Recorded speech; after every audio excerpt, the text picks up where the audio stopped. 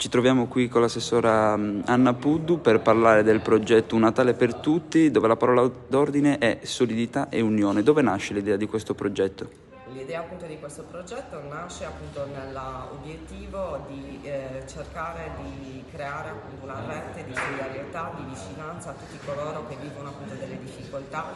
che sono appunto essenzialmente in una condizione di vulnerabilità e che praticamente molto spesso vivono delle condizioni di abbandono e di solitudine.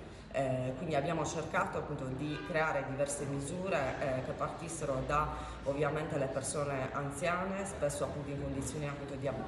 solitudine o con delle pensioni minime e che faticano ad arrivare appunto a fine mese. Abbiamo pensato ai bambini, alle famiglie, quindi con la realizzazione di 7 eventi che verranno feste vere e proprie che verranno realizzate nei quartieri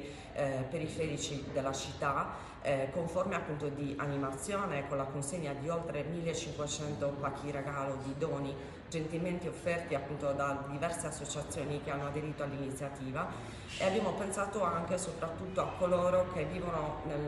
in quella che viene chiamata invisibilità, quindi le persone in condizione di povertà estrema, le persone senza dimora, che sono appunto ospiti dei nostri dormitori comunali o che spesso appunto si ritrovano nelle strade della nostra città. Per questo il 18 di dicembre, in collaborazione con il Consorzio Centro Storico e con il Consorzio del Corso, verranno messi a disposizione 200 posti nei ristoranti che appunto ospiteranno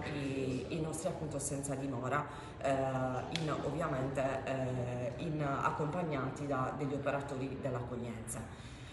Ovviamente l'amministrazione ha pensato anche a tutti coloro che non possono uscire da casa perché appunto hanno dei problemi appunto di limitazione, quindi è prevista nelle giornate del 25 e 26 1° e 2 gennaio la consegna di pasti pronti a domicilio per le persone in condizione di non autosufficienza e di disabilità.